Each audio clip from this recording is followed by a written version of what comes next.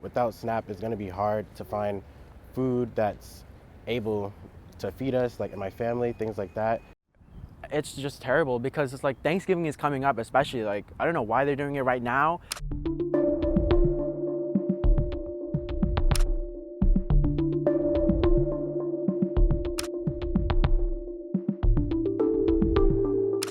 The United States government will partially fund food benefits for low-income Americans after two judges ruled the program must continue. The U.S. Department of Agriculture, which oversees the Supplemental Nutrition Assistance Program, had planned to freeze payments starting November. One, because it said it could no longer keep funding it during the federal government shutdown. The program serves about 1 in 8 Americans and is a major piece of the nation's social safety net. It costs more than $8 billion per month nationally. The government says an emergency fund it will use has $4.65 billion, enough to cover about half the normal benefits. Exhausting the fund potentially sets the stage for a similar situation in December if the shutdown isn't resolved by then. It's not clear exactly how much beneficiaries will receive, nor how quickly they will see value show up on the debit cards they use to buy groceries. November payments have already been delayed for millions of people. I started using SNAP about a year ago, and I got it because as soon as you turn an adult, expenses just hit you, and it's hard to afford things. You know, I have expenses like rent to pay, car notes, I have a pet to feed, things like that. And working a part-time job and being a full-time student, it's hard to like make ends meet all the time. So SNAP really just helped us be able to afford things, put food on our table. Without SNAP, it's going to be hard to find food that's able to feed us, like in my family, things like that. I have certain dietary restrictions, and I'm a vegan, and you know those things are more expensive, such as like dairy-free cheese or like non-dairy cheese, non-dairy milk, different meats like Beyond and Impossible, things like that. It's harder to afford on the average pay. Your country is supposed to be supporting you, and the last thing you want to worry about is if you're going to have food on your table at the end of the night. If you're working every day, the main thing you want is food. You shouldn't have to worry about all these expenses, plus if you're going to eat or if your family's going to eat. I have a part-time job, and I only work like 5 hours a day. You know what I'm saying? And so like that SNAP, like it really helped me out because like I said, I cook every day. And so I mean, I don't know. I guess I'm gonna have to like think about my spending because I do have to pay rent and everything.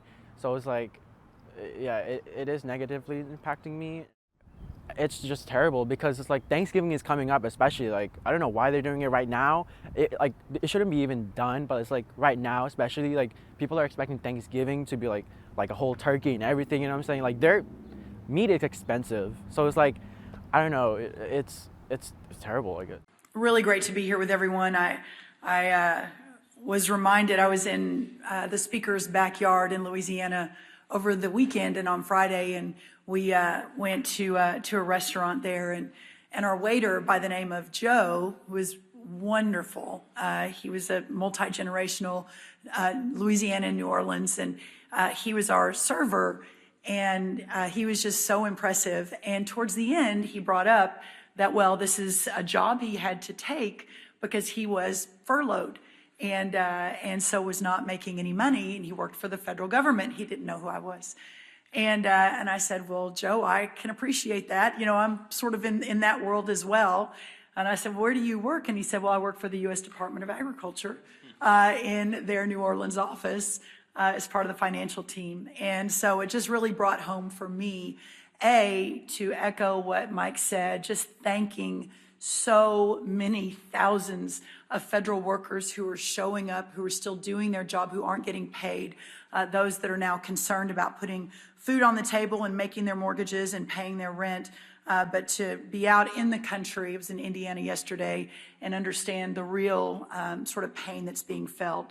But just to echo a couple of the themes that Speaker Johnson talked about, again, the idea that the Democrats have now for 14 different votes voted to keep the government closed is absolutely unconscionable. Every day they hold the federal government hostage. They are leaving millions of families' livelihoods and critical benefits, including SNAP, hanging in the balance.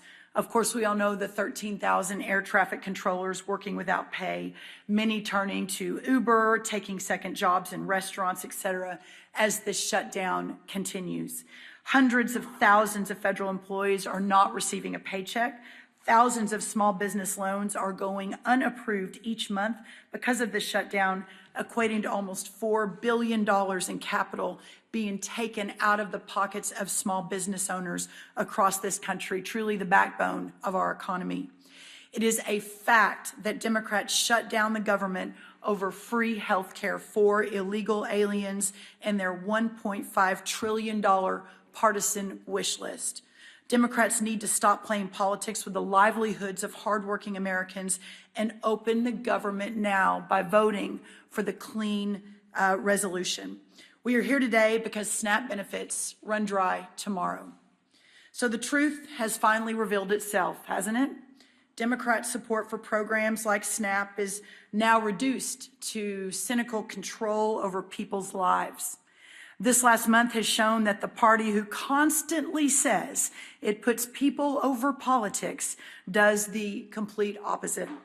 Millions of Americans, as of tomorrow, will no longer receive SNAP and potentially WIC or even a paycheck. Democrats have instigated a disgusting dereliction of duty unlike anything I have seen in all my years doing this work, all to favor illegal aliens and other radical far-left policies that benefit only a small, tiny sliver of their base. I am embarrassed for Chuck Schumer. He is going out of his way to please the likes of Zohran Mamdani, a man who is polarizing America with his socialist rhetoric and anti-American principles. The very essence of government responsibility is to the citizens who live and work here to protect their interests first, unless you are a Democrat in the United States Senate. Chuck Schumer and the Democrats are doing all this because they fear the socialists and the radicals to their left. Ironically, in leaving American families hungry and American children without food, they are giving a preview of what those socialists will do to every one of us if they ever take power. What you're really seeing here is the end of the Democrats as a responsible party of government, a party that ends governance, a party that ignores Americans, a party that cannot master the most basic principles and processes of government, is a party that cannot be trusted with the reins of power. It isn't oriented toward anything but the end of the system in which it exists. SNAP is arguably just the beginning.